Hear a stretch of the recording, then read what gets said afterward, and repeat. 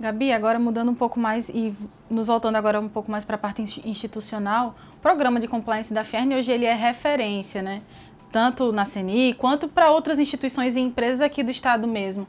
Queria saber como foi que surgiu esse programa, como foi a criação, em que vocês se embasaram para fazer a criação. Eu sei que vocês têm uma parceria com o pessoal de Santa Catarina, né? Sim. Conta pra gente como foi esse início e como é que está caminhando hoje. Que bom. Boa pergunta, Lídia. Revisitar o passado para a gente saber qual é o caminho que a gente deve seguir, se o que a gente está fazendo tem surtido efeito, né? O programa da gente começou em 2021 para começar a implantação e ele foi implementado em 22. Nós contamos com a consultoria do Senai Santa Catarina, que nos prestou assim 2 ciclos, em 2 anos, excelentes benefícios. Hoje o nosso programa é estruturado em base do programa Proética da CGU, que é o selo de integridade, que é o Oscar da integridade das empresas. Então a gente tem empresas enormes que detêm esse selo e tem um programa de compliance robusto. O nosso programa foi baseado todo no selo Proética e nós começamos esse processo de implementação e foi um processo desafiador. Porque no início todo mundo tende a ver a área como uma área que vem burocratizar, engessar, trazer problema, fiscalizar, fazer o papel do Ministério Público, de Polícia Federal. Todo mundo via a área com uma certa, vamos dizer assim, resistência e medo. E eu acho que o trabalho meu, de Rafaela do SESI e de Márcio do Senai, é quebrar essas barreiras. É a gente dizer ao nosso time, conta conosco. Nós somos áreas de suporte, de apoio, nós somos ouvintes para dar a vocês a melhor solução. E a melhor solução não é aquela solução que às vezes a gente tende por certa, porque às vezes aquele risco, de uma forma ou de outra, a empresa quer correr aquele risco. A empresa diz, não, eu entendo o que você está me pontuando, Gabriela, mas eu preciso correr esse risco aqui. Acho que o papel da área da gente é desmistificar o compliance. E você não desmistifica se você não atuar de maneira humana, empática, de se colocar no lugar do outro, de construir as soluções em conjunto, respeitar. Eu acho que a área de compliance ela vem com um viés. Eu sempre digo isso a Rafa e a Márcio. Nós precisamos ser referência em conduta, em comportamento. As pessoas precisam entender o compliance como uma área que elas admirem, que elas tenham credibilidade na área. Porque como é que eu vou pregar para elas e vou programar com elas alguma atitude se eu não faço? Se eu não sou assim? Então esse é o trabalho da gente. Pautar a nossa conduta com ética e integridade para que a gente seja espelho para os outros.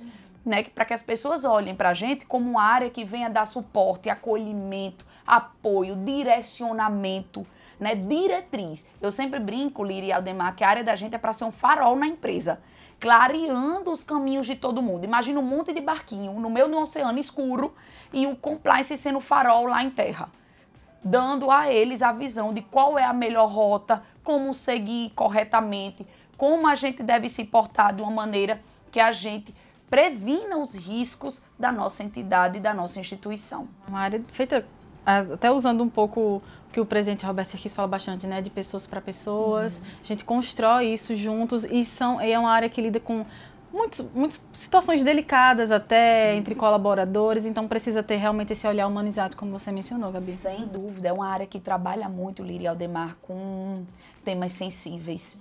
Tema que, por vezes, é muito difícil a gente lidar. E eu aprendo, eu sempre digo a eles, a quem eu estou no dia a dia, na tratativa com os nossos colaboradores, eu aprendo muito mais com eles do que eles com a nossa área. Porque a gente faz um exercício, Aldemar e Líria, diário, para que a gente não tenha um pré-julgamento, para que a gente não use juízo de valor, para que a gente não tenha um preconceito das pessoas, para que a gente tenha humanidade diante daquela situação. Isso não quer dizer que eu vou ser benevolente, isso não quer dizer que eu vou passar a mão na cabeça, mas muitas vezes a gente precisa entender qual é a intenção daquele ato. Por que aquilo aconteceu? Por que aquilo, às vezes a pessoa comete porque não sabe, porque não tem conhecimento, não é porque queria fazer aquilo de errado. E eu acho que o compliance ele vem para direcionar as condutas, né, da maneira correta, tendo empatia, se colocando no lugar. Ninguém é culpado se não por através de um processo com ampla defesa, com contraditório. A gente tem que ter a oportunidade de ouvir as pessoas. Eu acho que esse é o exercício da área de compliance. Antes de qualquer coisa, se colocar no lugar do outro. Saber que enquanto eu estou nessa área, Líria, a área e o cargo que eu ocupo, ele é uma gestão de um programa de compliance, mas o compliance ele está imbuído em cada um de vocês.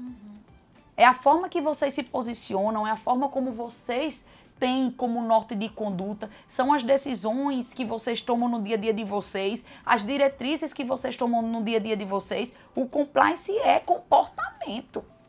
Então, não sou eu que faço compliance, não é o presidente que faz compliance, somos todos nós. Mas, claro, que as atitudes da gente devem ser atitudes que gerem no outro admiração, respeito, empatia, aderência, porque um programa ele só é fortalecido se for assim.